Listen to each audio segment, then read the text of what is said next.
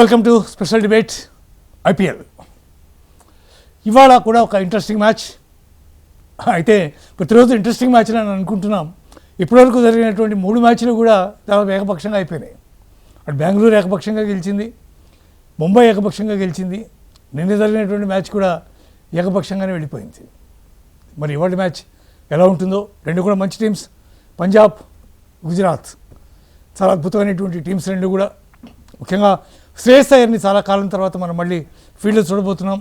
నిజానికి T20 world కప్కి అతను ఎంపిక అవుతాడు అనేటటువంటి అభిప్రాయం ఉండేది, కానీ అతను ఎంపిక కాలేదు. అట్లాగే వన్డే కూడా అతని పరిగణలోకి తీసుకున్నటువంటి పరిస్థితి ఉంది. ఇట్లాంటి నేపథ్యంలో శ్రేయస్ అయ్యర్ ఎట్లాంటి పర్ఫార్మెన్స్ చేస్తాడు, అట్లాగే శుభమన్ గిల్ ఫామ్లో లేక జట్టులో చోటు కోల్పోయి T20లో అసలు టీంలోనే లేనటువంటి పరిస్థితి శుభమన్ గిల్కి ఏర్పడింది. అతన్నే మొత్తం 3 ఫార్మాట్స్ కూడా కెప్టెన్ చేస్తారనేటువంటి మాట వినిపించింది. దానికి సంసిద్ధంగా ఉండమని ఆయన చెప్పినట్టు కూడా కొంతమంది విశ్లేషకులు చెప్పారు. అట్లాంటి నేపథ్యంలో సడన్గా అతను ఒక్కసారిగా ఫైట్అవుట్ అయిపోయినాడు T20 నుంచి. అందువల్ల అతని పెర్ఫార్మెన్స్ ఎలా ఉంటుంది వాటి మ్యాచ్లో అనేది కూడా చాలా ఇంపార్టెంట్. సరే, ఈ మ్యాచ్కి సంబంధించి విశ్లేషణ అందించడానికి మనకి ప్రముఖ cricket umpire, at the same time cricket analyst Ramprasad గారు మనతో ఉన్నారు. రాంప్రసాద్ గారితో మాట్లాడి వీటికి సంబంధించినటువంటి విశేషాలు తెలుసుకునే ప్రయత్నం చేద్దాం. రాంప్రసాద్ గారు నమస్తే. నమస్కారం. నమస్కారం సార్, ఎట్లా ఉండబోతుంది ఇవాళ మ్యాచ్? నమస్కారం. ఇవాళ మ్యాచ్ ఎట్లా ఉండబోతోంది? సో ఇవాటి మ్యాచ్ కూడా అంటే మనకు ఇప్పుడు 3 మ్యాచ్లు ఏకపక్షంగా సాగాయి. మీరు అన్నట్టుగా చాలా మంచి చక్కని విశ్లేషణ మీది. సో మనం 3 మ్యాచ్లు కూడా వన్ సైడ్ మ్యాచ్లు చూసాం మనం. కానీ ఈ మ్యాచ్ మాత్రం తగ్గఫర్ ఉండబోతుంది. ఎందుకంటే ఇరువైపులా ఇరు జట్ల మధ్యలో కూడా చాలా మంచి ప్లేయర్లు ఉన్నారు. ఎందుకంటే శ్రేయస్ అయ్యర్ మీరు చెప్పినట్టే నిరూపించుకోవాలి అని చూపిస్తున్నాడు. అలాగే శుభ్మన్ గిల్ T20 ఫార్మాట్ లో వైస్ కెప్టెన్ చేశారు, తర్వాత టీం నుంచి తీసేశారు. T20 వరల్డ్ కప్ లో ఛాన్స్ దొరకలేదు. సో అతను నిరూపించుకోవాలని కసితో ఉంటాడు. సో కసితో ఉంటాడా లేకపోతే ఎలా ఆడతాడు అలానే తెలియదు. అలాగే 2 జట్టులో కూడా అద్భుతమైన ప్లేయర్లు ఉన్నారు. శ్రేయస్ అయ్యర్ ఒకవైపు, హర్షదీప్ సింగ్, ప్రియాంశ్ ఆర్య, వీళ్ళందరూ భవిష్యత్తు తారలు. వీళ్ళందరూ కూడా అంటే భవిష్యత్తులో నిరూపించుకునడానికి, అలాగే నెక్స్ట్ టీం అంటే నెక్స్ట్ జనరేషన్ టీం తయారవ్వడానికి ఇదే మనకు ఒక మంచి ప్లాట్ఫామ్. అలాగే అజ్మతుల్లా ఉమర్జాయ్ ఉన్నాడు, జేవియర్ బ్యాట్లెట్, అలాగే కూపర్ కనోలి, అలాగే ప్రవీణ్ దూబే, బెన్ డ్వేషియర్స్, అలాగే లూకి ఫర్గూసన్. అంటే 2 జట్లు కూడా అద్భుతమైన అంటే ఒక బ్యాలెన్స్డ్ టీమ్స్ ఉన్నాయి. ఇటు శుభ్మన్ గిల్, అలాగే అనురావత్, అర్షద్ ఖాన్, అలాగే అశోక్ శర్మ, బ్యాంటన్, అలాగే బట్లర్, ఐపీఎల్ లో చెలరేగిపోయే బట్లర్, జాసన్ హోల్డర్ అద్భుతమైన ఆల్రౌండర్. అటు బౌలింగ్ తోను, బ్యాటింగ్ తోను, ఫీల్డింగ్ తోను అటు మరి టీమ్ కి ఒక పాజిటివ్ ఇంపాక్ట్ కలిగించే ప్లేయర్స్ ఉన్నారు. కగిసో రబాడా ఉన్నాడు, గ్లెన్ ఫిలిప్స్ ఉన్నాడు. సో వీళ్ళందరూ కూడా ఐపీఎల్ అంటేనే మరి చాలా ఇష్టం. ఇండియాలో అద్భుతంగా ఆడుతుంటారు. ముఖ్యంగా వాళ్ళ డొమెస్టిక్ క్రికెట్ అయిపోయింది ఐపీఎల్. ఇవాల్టి మ్యాచ్లో 2 జట్లలోనూ ఎవరెవరు ప్రధాన పాత్ర పోషిస్తారని మీరు అనుకుంటున్నారు? సో ఇక్కడ ముఖ్యంగా శ్రేయస్ అయ్యర్ మీద మంచి అభిప్రాయం ఉంది. శ్రేయస్ అయ్యర్ సాధిస్తాడనే అంటే ఏదైనా ఒక నిరూపించుకోవాలని శ్రేయస్ అయ్యర్ కూడా చూపిస్తాడు. అలాగే బౌలింగ్ లో కూడా హర్షదీప్ సింగ్ తప్పకుండా రాణిస్తాడు. అది అటు ఇంటర్నేషనల్ ఫార్మాట్ అయినా, అలాగే డొమెస్టిక్ ఫార్మాట్ అయినా, అలాగే ఐపీఎల్ అయినా, ఏ విధమైన ఫార్మాట్, ఫస్ట్ క్లాస్ కానీ అది ఏ విధమైన ఫార్మాట్ లో కూడా మరి హర్షదీప్ సింగ్ నిరూపించుకుంటాడు. అలాగే ముషీర్ ఖాన్ కూడా మంచి అవకాశం. మరి ఈ మ్యాచ్ ఆడతాడో లేదో తెలియదు. అలాగే మార్కో యాన్సన్, వీళ్ళందరూ కూడా అంటే అందరూ కూడా పూర్తి 11 కూడా టెరిఫిక్ టీమ్స్ ఉన్నాయి 2 వైపులా. సో ముఖ్యంగా మనం చెప్పుకోవాలంటే ఇటు మనం ఫస్ట్ గా మనం మాట్లాడుకోవాల్సింది పంజాబ్ కింగ్స్ గురించి. శ్రేయస్ అయ్యర్ రాణించే అవకాశం ఉంది, హర్షదీప్ సింగ్ రాణించే అవకాశం ఉంది. అలాగే చాహల్ గురించి నాకు పెద్దగా అంతగా ఆశగా లేవు. అలాగే మరి ఆడితే ఫెర్గూసన్ చాలా కీలకమైన బౌలర్ గా మరి ఉంటాడు. అలాగే మార్కో యాన్సన్ తప్పకుండా టీంలో ఉంటాడు, అతను రాణించే అవకాశం చాలా మెండుగా ఉంది. అలాగే ప్రభ్ సింగ్ మరి ఆడతాడో లేదో తెలియదు. అలాగే శశాంక్ సింగ్ కూడా తెలుసు మీకు, చాలా వేగంగా మరి బ్యాటింగ్ చేస్తాడు, బ్యాటింగ్ ఆల్రౌండర్. అలాగే మరి ఒకసారి గుజరాత్ టీంకి వస్తే శుభ్మన్ గిల్ మరి ఇంతవరకు అతను T20 ఫార్మాట్ లోపల మరి తను ఉపయోగపడతాడా లేదా, అతను T20 ఫార్మాట్ సరిపోతాడా లేదా అనేది కూడా నిరూపించుకోవడానికి ఇది ఒక శుభ సమయం. అలాగే ఇంకా వీళ్ళ టీంలో చూస్తే జాస్ బట్లర్, మీకు తెలుసు జాస్ బట్లర్ ఏ విధంగా ఆడతాడో. అలాగే జాసన్ హోల్డర్, అతను కూడా చాలా కీలకమైన ప్లేయర్. సో గ్లెన్ ఫిలిప్స్ కూడా చాలా చక్కగా ఆడతాడు. సో వీళ్ళందరూ కూడా కీలకమైన ముఖ్య భూమిక పోషించే అవకాశం ఉంది. ఇప్పుడు మీరు చూసినట్టయితే శుభమన్ గిల్కి ఏ బేస్గా వాళ్ళు మొత్తం 3 ఫార్మాట్లకి కెప్టెన్గా నియమించాలనేటటువంటి ఆలోచన చేశారు. మీకు ఏమైనా ఐడియా ఉందా దీనికి సంబంధించి? తప్పకుండా. ఇది ఒక మంచి ప్రశ్న, చాలా చక్కని ప్రశ్న, క్లిష్టమైన ప్రశ్న కూడా సార్. ఎందుకంటే ఇప్పుడు చూడండి, ఒకటే ఫార్మాట్, ఒకటే కోచ్ ఉండాలి. సో అంటే అక్కడ ఉద్దేశం ఎలా కనిపిస్తుంది అంటే ఒకటే కోచ్ ఉండాలి, అలాగే నా టీం ఉండాలి. నా టీం 3 ఫార్మాట్లో కూడా నాకు ఒకటే కెప్టెన్ ఉండాలి, ఒకటే వైస్ కెప్టెన్ ఉండాలి, నా టీం కూడా నేను మెయింటైన్ చేసుకుంటా అంటే అది కష్టం, అది కుదరదు కూడా, అది తప్పు కూడా. ఎందుకంటే మిగతా ప్లేయర్ అందరూ కూడా మరి మరి వాళ్ళందరూ కూడా పర్ఫార్మెన్స్ వచ్చిన తర్వాతనే, పర్ఫార్మెన్స్ షో చేసిన తర్వాతనే, షోకేస్ చేసిన తర్వాతనే వాళ్ళు టీంలో సెలెక్ట్ అయ్యారు. 3 ఫార్మాట్లు కూడా డిఫరెంట్. మీరు చూడండి, T20, వన్డే, టెస్ట్ ఫార్మాట్, ఈ 3 ఫార్మాట్ కూడా అటు వైట్ అటు రెడ్ బాల్ డిఫరెంట్ గా ఆడాలి. అంటే ఇప్పుడు మనం ఇలా తయారైందంటే, రెడ్ బాల్ లో మనం ఎందుకు రాణించట్లేదు, టెస్ట్ మ్యాచ్ ఎందుకు రాణించట్లేదు అంటే, ఏదైతే మనం వన్డే అంటే వైట్ బాల్ ఫార్మాట్ లో ఆడే గేమ్ నే మనం టెస్ట్ లో కూడా ఆడదామంటే కుదరదు. అదే చూడండి, న్యూజిలాండ్ లోపల టెస్ట్ ప్లేయర్ అంటే మళ్ళీ విలియమ్సన్ వస్తాడు, మరి వేరే అలా పూర్తిగా దానికోసం ఒక చక్కని టీం ఉంది. అలాగే సౌత్ ఆఫ్రికా కూడా ఒక చక్కని టీం ఉంది, అలాగే ఇంగ్లాండ్కి ఉంది, అలాగే ఆస్ట్రేలియాకి ఉంది. కానీ ఒక ఇండియాలో మాత్రమే ఒకటే కోచ్ ఉండాలి, ఒకరే కెప్టెన్ ఉండాలి అనే ఈ విధానం మాత్రం చక్కనైన నిర్ణయం కాదు, అది ఉండకూడదు కూడా. ఎందుకంటే దేశంలో IPL లో కూడా కొన్ని వేల మంది క్రికెటర్లు పార్టిసిపేట్ చేస్తారు, డొమెస్టిక్ లో వేల మంది పార్టిసిపేట్ చేస్తారు. వీళ్ళందరికీ అవకాశాలు ఎట్లా దొరుకుతాయి? వాళ్ళందరూ పర్ఫార్మెన్స్ చేస్తున్నారు, ఎవరు పర్ఫార్మెన్స్ చేయకుండా ఊరికేనే ఆడట్లేదు.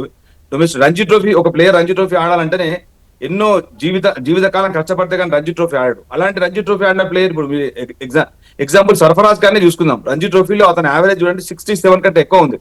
అతను మరి టెస్ట్ లో కూడా 38 యావరేజ్ ఉంది. ఆడిన తక్కువ మ్యాచ్ లోనే 3 50లోనే ఒక సెంచరీ ఉంది. ఇలాంటి ప్లేయర్లకు అవకాశం దొరకనప్పుడు, అలాగే మనకు రిజల్ట్ కూడా మీరు టెస్ట్ మ్యాచ్ చూడండి, న్యూజిలాండ్ తో, సౌత్ ఆఫ్రికాతో అన్ని సిరీస్ కూడా మనం ఓడిపోయినాం. సో అందుకే ఒకటే అన్ని ఫార్మాట్లకు ఒకటే కెప్టెన్ అనేది మాత్రం అది నిర్ణయం సరైనది కాదు. ముఖ్యంగా 3 కోచ్లు కూడా ఉంటే తప్పలేదు. కానీ గంభీర్ అనేది ఒప్పుకోకపోతే అది ఇప్పుడు అనుభవిస్తున్నారు కదా. ఇప్పుడు టెస్ట్ మ్యాచ్ లోపల మనకు లేదు. ఇప్పుడు మనం అందరం చూడండి, టెస్ట్ మ్యాచ్ లో ఓటమి మర్చిపోయినాం. అటు న్యూజిలాండ్ తో ఓటమి, సౌత్ ఆఫ్రికాతో పూర్తిగా, న్యూజిలాండ్ తో అయితే 3-0. ఆ ఓటమిని ఇప్పటికీ జీర్ణించుకోలేకపోతున్నాం. మనలాంటి విశ్లేషకులు కానీ, మనలాంటి క్రికెట్ అభిమానులు కానీ ఇప్పటికి కూడా దానికి అందడం లేదు. ఎలా ఓడిపోయినా అనేది ఇప్పటికీ కూడా మనకు అర్థం అవ్వట్లేదు. ఎందుకంటే దాంట్లో ఆడగలిగే ప్లేయర్ శ్రేయస్ అయ్యర్ ఉన్నాడు, అతను టీంలో తీసుకోలేదు. సర్ఫరాజ్ ఖాన్ తీసుకోలేదు. మనం బౌలింగ్ విషయంలో కూడా చాలా పొరపడ్డాం. వాషింగ్టన్ సుందర్ అన్ని ఫార్మాట్లో ఆడిస్తున్నాం. వాషింగ్టన్ సుందర్ నుండి ఆల్రౌండర్ అంటే వాషింగ్టన్ సుందర్, ఓపెనర్ అంటే వాషింగ్టన్ సుందర్, మిడిల్ ఆర్డర్ అంటే వాషింగ్టన్ సుందర్, ఓపెనింగ్ బౌలింగ్ చేయాలన్న వాషింగ్టన్ సుందర్. ఏంటి అంటే వాషింగ్టన్ సుందర్ తప్ప టీంలో ప్లేయర్ లేరా ఏంటి ఇండియా లోపల? సో అలాగే గౌతమ్ గంభీర్ తప్ప కోచ్ లేడా ఏంటి ఇండియాలో? అతనే అన్ని ఫార్మాట్లో ఆడాలంటే కష్టం సార్. ఎందుకంటే అలాగే వాషింగ్టన్ సుందర్ అతను కూడా ఫిట్నెస్ గాయాల బారిన పడ్డాడు. అలాగే శుభ్మన్ కూడా గాయాల బారిన పడి అటు టెస్ట్ మ్యాచ్ లో అర్ధాంతరంగా వెళ్ళిపోయినాడు. సో అతను మళ్ళీ తిరిగి రాలేదు కూడా. తిరిగి రాకుండా మళ్ళీ ఫిట్నెస్ అంతరించుకొని మళ్ళీ అన్ని ఫార్మాట్లో ఆడతా అంటే this is not for only one person. ఇది గేమ్ అనేది ఒక్కరికి సంబంధించింది కాదు, ఒక కుటుంబానికి సంబంధించింది కాదు. ఇది ఆట అందరికీ సంబంధించింది. సో ఎవరైతే చక్కగా పర్ఫార్మెన్స్ ఇస్తారో వాళ్ళందరికీ కూడా అవకాశం ఇవ్వాలి. 2027 మనకి వరల్డ్ కప్, మళ్ళీ 50 ఓవర్స్ వరల్డ్ కప్ మనకు వస్తుంది. రోహిత్ శర్మ, విరాట్ కోహ్లీ దాంట్లో ఆడబోతున్నారు అనేది ఇప్పటివరకు ఉన్నటువంటి సర్టనిటీ ఇప్పటివరకు ఉన్నది. పైగా ఒకవేళ IPL బేస్గా కనుక నిర్ణయం తీసుకుంటామని కనుక గంభీర్ భావిస్తే, స్టేట్మెంట్లో కూడా రేపు IPLతోనే ఫైనలైజ్ అవుతుంది మొత్తం అంతా అని స్టేట్మెంట్ కూడా ఇచ్చాడు. సో కాబట్టి ఒకటి రోహిత్ శర్మ అద్భుతంగా ఆడాడు ఫస్ట్ మ్యాచ్లో, the same time Virat Kohli కూడా అద్భుతంగా ఆడాడు, మంచి గొప్ప ఫామ్లో ఉన్నాడు. కాబట్టి వారిద్దరు సర్టన్గా ఉంటారు అని భావించవచ్చు. బట్ అయితే శుభమన్ గిల్ని మళ్ళీ దానికి కెప్టెన్గా 50 ఓవర్స్కి కొనసాగిస్తారా అనేది ఈ IPL బేస్గా ఏమైనా తేలే అవకాశం ఉందా? ఐపీఎల్ బేస్ అనుకుంటే ఇప్పుడు IPL లో రాణించిన వాళ్ళందరూ కూడా వీళ్ళందరూ కూడా టీంలో ఉండాలి. సో IPL రాణించినంత మాత్రాన వాళ్ళు ఇండియా టీం కి ఆడతారని నమ్మకం లేదు. ఎందుకంటే Shubman Gill last time IPL లో హైయెస్ట్ రన్స్ గెటర్ కాదు, అలాగే Harshdeep Singh highest wicket taker కాదు. సో ఇలాని మనం ఓన్లీ IPL పర్ఫార్మెన్స్ నే బేస్ గా తీసుకుంటే చాలా మంది ఇండియన్ క్రికెటర్లకు ఛాన్స్ కూడా దొరకదు. సో అలాని కొంతమందికి మరి ఎలా సాధిస్తున్నారో అర్థం కాదు. వాషింగ్టన్ సుందర్ పర్ఫార్మెన్స్ కూడా అంత గొప్పగా లేదు. అతను 3 ఫార్మాట్లు ఆడుతున్నాడు, టెస్ట్ లో బౌలింగ్ చేయడు, అలాగే మరి బ్యాటింగ్ కూడా చేయడు. మరి అతను 3 ఫార్మాట్లు ఆడుతున్నాడు. అతను వచ్చి గాయాల పరంగా అతను మ్యాచ్ మొత్తం ఆడే అవకాశం కూడా లేదు. అలాంటి ప్లేయర్లు అందరికీ అవకాశం ఇస్తున్నారు. సో అలాగే ఇప్పుడు IPL ముఖ్యంగా IPL పర్ఫార్మెన్స్ చూద్దాము అంటే మరి విరాట్ కోహ్లీ, రోహిత్ శర్మ తప్పకుండా టీంలో ఉంటారు. అలాగే ముఖ్యంగా గౌతమ్ గంభీర్ ఎవరు సెలెక్ట్ చేయడానికి సెలక్షన్ కమిటీ ఉంది, ఇతను కోచ్ మాత్రమే. అతను కోచ్ తన బాధ్యత ఏంటంటే తనకి ఇచ్చిన టీమ్ ను ఎలా నడిపించాలి, వాళ్ళకి ఎలా కోచింగ్ చేయాలని చెప్పడం. ఎందుకంటే గౌతమ్ గంభీర్తో ఆల్రెడీ విరాట్ కోహ్లీ ఆడాడు ఇన్ని రోజులు. అతను అంటే విరాట్ కోహ్లీకి ఏం కోచింగ్ చేయగలుగుతాడు, ముఖ్యంగా అతను మేబీ మానసిక స్థితిని మాత్రమే ఏమైనా కొద్దిగా మార్చగలుగుతాడేమో. బట్ అతను టెక్నిక్ పరంగా విరాట్ కోహ్లీకి చాలా తక్కువ మిస్టేక్స్ ఉంటాయి. అవును. అలాగే మానసిక పరమైన ఇబ్బందులతోటే అతను మరి పర్ఫార్మెన్స్ సరిగా చేయలేడని మన అందరికి కూడా విశ్లేషణ తెలుసు, అందరు క్రికెట్ అభిమానులకు తెలుసు, అందరూ గొప్ప గొప్ప అందరూ కూడా క్రికెట్ సంబంధించిన వాళ్ళందరూ కూడా విశ్లేషకులకు తెలుసు.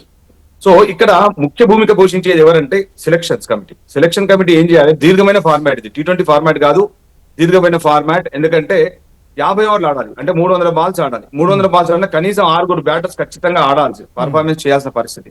ఇప్పుడు T20 లాగా ఒకరిద్దరు పర్ఫార్మెన్స్ చేస్తే కుదరదు. అలా అని విరాట్ కోహ్లీని పక్కకు పెడతామంటే ఎటువంటి పరిస్థితులు విరాట్ కోహ్లీని పక్కకు పెడితే అసలు క్రికెట్ అనేది అది ఓడిపోయినట్టే లెక్క. అలాగే రోహిత్ శర్మ కూడా తను ఫిట్నెస్ అంతరించుకొని చాలా వెయిట్ తగ్గి 2027 కోసం ప్రామాణికంగా అతను సిద్ధమవుతున్నాడు. సో అతని గురించి మనం ఎక్కువగా మనం చర్చించాల్సిన అవసరం లేదు. రియల్ గా అతని పర్ఫార్మెన్స్ ఖచ్చితంగా సూట్ అవుతాడు అనుకుంటే ఖచ్చితంగా అతన్ని తీసుకోవాలి. బట్ గౌతమ్ గంభీర్ పాత్ర మాత్రం సెలక్షన్ కమిటీ విషయంలో రాకూడదు. అతను సెలక్షన్ గురించి అతను ఎక్కువగా చర్చించాల్సిన అవసరం కూడా లేదు. అసలు గౌతమ్ గంభీర్ గురించి కూడా మనం అసలు చర్చలో పెట్టుకోవాల్సిన అవసరం కూడా లేదు. ఎందుకంటే గౌతమ్ గంభీర్ 2027 కు కోచ్ గా ఉంటాడా లేదా అనేది కూడా మనకు ప్రస్తుతానికి ఒక క్వశ్చన్ కూడా. మరి అతను కోచ్ గా ఉంటాడా లేదా అనేది కూడా డౌటే. ఓకే, ఇకపోతే ఇవాటి మ్యాచ్ కనుక సందర్భంగా కనుక చూసుకుంటే మీకు చండీగఢ్ వికెట్ ఎలా ఉండబోతోంది? మామూలుగా పేస్ బౌలింగ్కి బాగా ఉపయోగిస్తుందా, లేదా స్పిన్నర్స్ ఇంపాక్ట్ చూపించేటువంటి అవకాశం ఉందా? ఎందుకంటే పంజాబ్ తీసుకుంటే మీకు చాహల్ ఉన్నాడు, చాలా మంచి స్పిన్నర్. యజవంత్ చాహల్ ఉన్నాడు.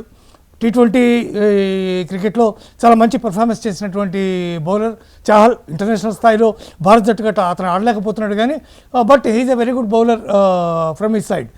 కాబట్టి అక్కడ వికెట్ ఎలా ఉండబోతోంది? మీరు ఎప్పుడైనా చండీగఢ్లో మ్యాచ్ ఎప్పుడైనా రిప్రజెంట్ చేశారా? ఎప్పుడైనా మీరు ఎంపైరింగ్ చేశారా? చండీగఢ్ లో నేను ఎంపైరింగ్ చేయలేదు, only Rajiv Gandhi international stadium లో మాత్రమే మనం ఎంపైరింగ్ చేయడం జరిగింది. సో ఎందుకంటే చండీగఢ్ విషయానికి వస్తే చండీగఢ్ మొహాలి ఒకప్పుడు ఫస్ట్ లో అంటే ఇది న్యూ చండీగఢ్ అనుకోండి. సో ఇక్కడ వికెట్ ఎలా ఉంటుందంటే ముఖ్యంగా అటు బ్యాటింగ్ కి బౌలింగ్ కి రెండుకి కూడా అనుకూలంగా ఉంటది. ముఖ్యంగా అంత గొప్పగా అటు బ్యాటర్స్ కి అటు అలాగే బౌలర్స్ కి కూడా అనుకూలించదు.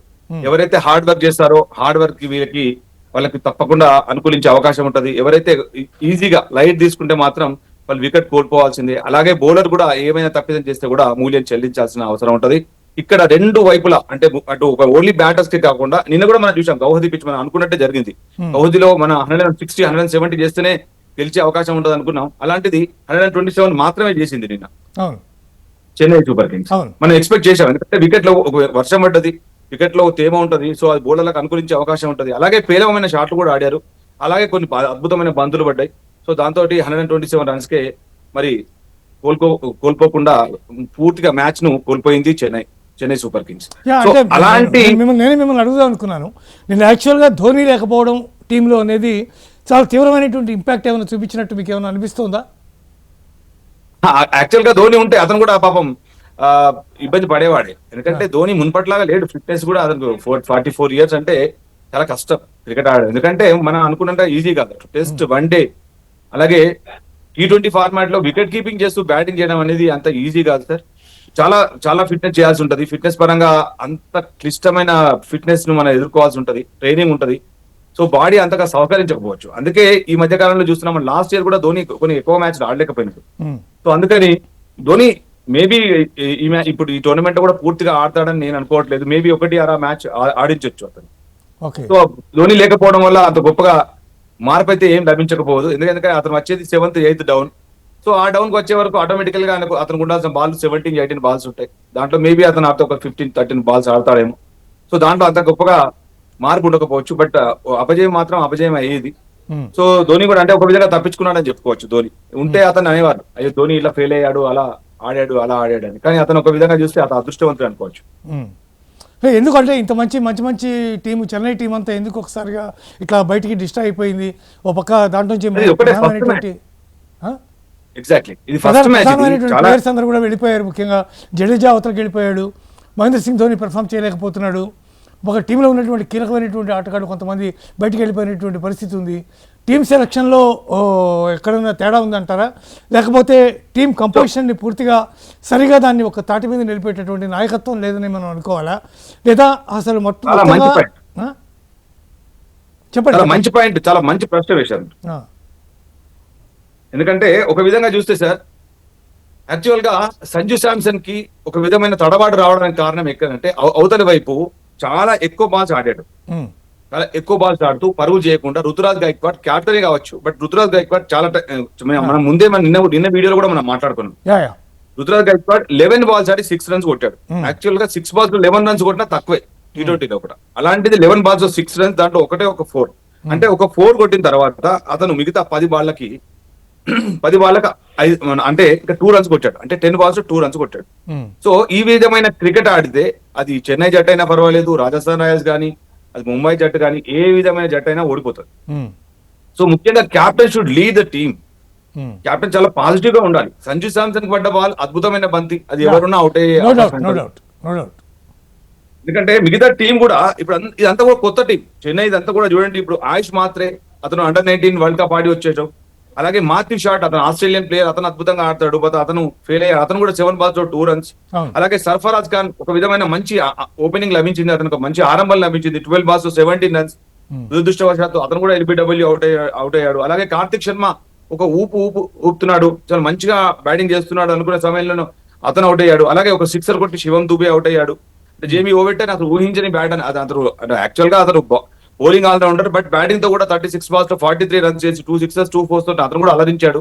అంటే బ్యాటింగ్ లో కొంతసేపు నిలదొక్కుంటే ఖచ్చితంగా పరుగులు వచ్చేది. ఆ విధమైన ప్రయత్నం ఎవరు చేయలేదు.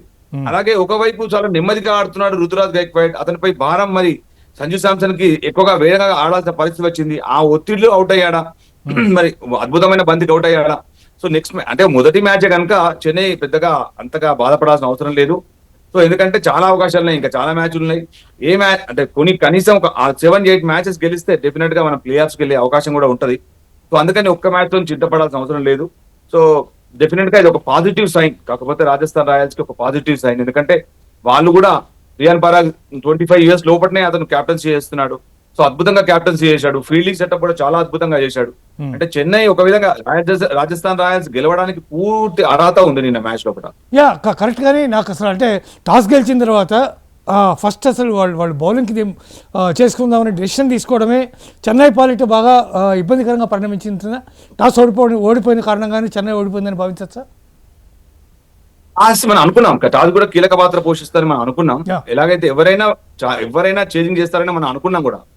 సో అనుకున్నట్టే జరిగింది. టాస్ గెలిచిన తర్వాత బౌలింగ్ లోపల కొంచెం చక్కటి బౌలింగ్ చేశారు. ఆండ్రీ బర్గర్ గానీ, అలాగే జోఫ్రా ఆర్చర్ గానీ అసలు అవకాశమే ఇవ్వలేదు. మీరు చూడండి బౌలింగ్ లోపల ఎంత బాగా చేశారంటే 4 overs 19 runs Jofra Archer, Andre Burger 4 overs 26 for 2. అలాగే బ్రిజేష్ శర్మ అతను ఇండియన్ బౌలర్, అంటే డొమెస్టిక్ ఆడే ప్లేయర్, అతను కూడా 3 overs 17 runs మాత్రమే ఇచ్చి ఒక వికెట్ తీశాడు. అలాగే Sandeep Sharma he's also bowled well, 2.4 overs 22 అలా ఒక వికెట్ తీశాడు. అలాగే రవి బిష్నాయ్ 3 overs 16 for 1. అలాగే రవీంద్ర జడేజా మరి చెన్నై నుంచి నన్ను ఎందుకు తీసేశారని కోపంతో బౌలింగ్ చేశాడో ఏమో, 3 overs లోనే 18 runs మాత్రమే ఇచ్చి 2 వికెట్ తీశాడు. సో అందరు బౌలర్లు కూడా రాణించారు. మీరు జోఫ్రా ఆర్చర్ని చాలా చాలా అద్భుతమైనటువంటి బౌలర్, చాలా గొప్పగా వచ్చాడు ఇంటర్నేషనల్ క్రికెట్లోకి. తర్వాత గ్రాడ్యువల్గా due to so many reasons అతని వ్యక్తిగతమైనటువంటి ఫిట్నెస్ కానీ, లేకపోతే ఇదివరకు ఉన్నటువంటి మజిల్ పవర్ కానీ, లేకపోతే అవన్నీ కొంత తగ్గి ఉండొచ్చు గ్రాడ్యువల్గా. కానీ నిన్న వేసినటువంటి స్పెల్లో 24 బంతుల్లో 17 డాట్ బాల్స్ వేసాడు అంటే అతను ఎంత అద్భుతంగా అతను బౌలింగ్ చేసి ఉండాలి యాక్చువల్గా. జోఫ్రా ఆర్చర్ యాక్చువల్ గా he red Sanju Samson well. మీరు అబ్జర్వ్ చేయండి, సంజు శాంసన్ కి షార్ట్ బాల్ వేసినా స్లాట్ లో వేసినా కొడతాడు. కానీ నిన్న గుడ్ లెంత్ కంటే కొద్దిగా ముందుగా వేసి సంజు శాంసన్ బీట్ చేశాడు. ఫస్ట్ ఆ 1-2 balls తోనే సంజు శాంసన్ బీట్ అవ్వడంతో సంజు శాంసన్ ఆత్మవిశ్వాసం దెబ్బతింది. మీరు అబ్జర్వ్ చేయండి. సో దాని తర్వాత ఆండ్రూ బర్గర్ లెఫ్ట్ ఆర్మ్, ఇటు రైట్ ఆర్మ్ క్విక్, అలాగే స్వింగ్, అలాగే లెఫ్ట్ ఆర్మ్ క్విక్ స్వింగ్. ఈ స్వింగ్ అనేది చాలా అద్భుతమైన స్వింగ్ బౌలింగ్ తోటి అతను ఊహించని వేగంతో వచ్చిన బాల్స్ చక్కగా స్వింగ్ అవుతూ లెగ్ స్టంప్ మీద పడ్డ బాల్ ఆఫ్ స్టంప్ ను గిరాటేసింది. So that was a beautiful delivery, ఒక పీచ్ ఆఫ్ డెలివరీ. అలాంటి బౌలర్ కి, అలాంటి బాల్ కి మరి అవుట్ అవ్వడం అనేది నిజంగా అవుట్ అయినా పెద్ద గొప్పగా మనం సంజు శాంసన్ నిందించాల్సిన అవసరం లేదు కూడా. ఎందుకంటే అలాంటి బాల్ పడితే ఎవరైనా ఆడతారు. ఇంకోటి ఓపెనింగ్ చాలా ఫస్ట్ అతి కీలకమైన పార్ట్నర్షిప్ ఏంటంటే ఓపెనింగ్ పార్ట్నర్షిప్. ఎందుకంటే కొత్త బాల్ తో స్వింగ్ అవుతున్న బాల్ ఆడడం చాలా కీలకం. బట్ నిన్న మాత్రం ఏమాత్రం అవకాశం ఇవ్వలేదు. దే రెడ్ వెల్, చాలా ప్రాక్టీస్ చేశారు, చాలా చక్కగా సన్నద్ధతతో వచ్చినట్టుగా మనకు కనిపించింది. అటు ఆండ్రూ బర్గర్ గానీ, అలాగే తను జోఫ్రా ఆర్చర్ గానీ చాలా కీలకమైన బాల్స్ వేశారు. చాలా డాట్ బాల్స్ వేస్తూ మీరు అన్నారు చాలా చక్కని పాయింట్. 17 డాట్ బాల్స్ 24 balls లో అంటే ఏ విధమైన బౌలింగ్ చేశాడు అనేది మీరు అర్థం చేసుకోవచ్చు. ఆల్మోస్ట్ 3 ఓవర్స్ మెయింటైన్ చేశాడు అనుకోండి. Correct. 3 ఓవర్స్ మెయింటైన్ చేస్తే ఎక్స్ట్రాడనరీ బౌలింగ్ అని మనం అనుకోవాలి. అంత మంచి బౌలింగ్ చేసినందుకు they deserve to win the match. Exactly so ఇకపోతే మీకు పంజాబ్ కింగ్స్ కానీ ఇటువైపు లేకపోతే అటువైపు టైటాన్స్ కానీ ఈ రెండు టీమ్స్ని మీరు కంపేర్ చేస్తే సో విజయావకాశాలు మామూలుగా ఎటువైపు ఉండేటటువంటి పరిస్థితి కనిపిస్తుంది మీకు? సో మనం 3 మ్యాచ్లలో కూడా 3 మ్యాచ్ల్లో మనం అనుకున్నది జరగలేదు యాక్చువల్గా. ఎందుకంటే ముంబై చాలా టాప్ క్లాస్ ఉంది, తెలుస్తుంది. అలాగే చెన్నై కూడా చాలా టాప్ క్లాస్ ఉంది. అలాగే మనం మొదటి మ్యాచ్ కూడా మనం చూసాం, సన్ రైజర్స్ కూడా మంచి ఫామ్ లో ఉన్నారు. అలానే అనుకున్న టీంలు అన్ని కూడా బోల్తా కొట్టాయి. సో ఈ మ్యాచ్ మాత్రం అంటే నిన్నటి మ్యాచ్ అంటే ఇప్పుడు జరిగిన 3 మ్యాచ్లు కూడా వన్ సైడెడ్ మ్యాచెస్ లాగానే ముగిస్తున్నాయి. బట్ ఈ మ్యాచ్ మాత్రం వన్ సైడ్ గా ముగించే అవకాశం అయితే లేదు. ఈ మ్యాచ్ మాత్రం డెఫినెట్ గా తగ్గ ఫర్ వార్ జరగబోతుంది. ఎందుకంటే ఇది ఒక మంచి బ్యాటింగ్ ట్రాక్ కాకుండా అలాగే బౌలింగ్ ట్రాక్ కాకుండా ఇది ఒక బ్యాలెన్స్డ్ వికెట్. ఇది ఈ బ్యాలెన్స్డ్ వికెట్ మీద కనీసం 180 రన్స్ అంటే 170-180 రన్స్ చేస్తే మాత్రం మంచి విజయావకాశాలు ఉంటాయి. ఈ 3 మ్యాచ్లాగా కాకుండా మాత్రం ఈ మ్యాచ్ మాత్రం తగ్గ ఫర్ జరగబోతుందని మాత్రం మనం ఊహించవచ్చు. ఓకే, ఇప్పుడు మీకు పంజాబ్ కింగ్స్లో స్టైనిస్ చాలా ప్రధానమైనటువంటి బ్యాట్స్మెన్. అయితే ఇటీవల కాలంలో పెద్దగా ఫామ్లో లేనటువంటి పరిస్థితి ఉంది స్టైనిస్కి. ఇంగ్లాండ్ తరఫున కూడా అతను పెద్దగా అద్భుతంగా రాణించినటువంటి సందర్భాలు తక్కువ ఉన్నాయి ఇటీవల కాలంలో. స్టైనిస్ ఇంపాక్ట్ ఏమాత్రం ఉండేటటువంటి అవకాశం కనిపిస్తుంది? మార్కస్ స్టైనిస్ అనే అతను he's a very good allrounder. He's a batting allrounder, bowling allrounder అని చెప్పడానికి లేదు. అతను he can bowl and he can bat. అతను ముందు వరుసలో రావచ్చు, అలాగే అటు లాస్ట్ లో వచ్చినా గానీ అతను బ్యాట్ తో జులిపిస్తాడు, చాలా చక్కగా మరి పరుగు సాధిస్తాడు. ముఖ్యంగా ఫిట్ గా ఉన్నాడు. ఎందుకంటే వరల్డ్ కప్ లోపల మొదటి దశలోనే ఆస్ట్రేలియా వెళ్ళిపోవడంతో వీళ్ళకందరికి ఎక్కువగా వీళ్ళకి ఒక విరామం లభించింది. సో మంచి ఫిట్ గా ఉన్నారు స్టైనిస్ కీలకంగా మారబోతున్నాడు. డెఫినెట్ గా స్టైనిస్ చక్కగా రాణించే అవకాశం అయితే ఉంది. Thank you so much sir, మీ చక్కటి విశ్లేషణ అందించినందుకు. ఇవాళ హరీష్ రావు అయితే ఇంపార్టెంట్ ఇష్యూ మీద మాట్లాడుతున్నాడు, అందువల్ల we have to take the live. అందువల్ల ఈ బులెటిన్ ఇంతటితో అయిపోయింది. రేపు మధ్యాహ్నం మళ్ళీ 1 గంటకి మన ఇద్దరం కూడా మళ్ళీ కలుద్దాం. ఇదే సమయానికి చూస్తూనే ఉండండి HM TV.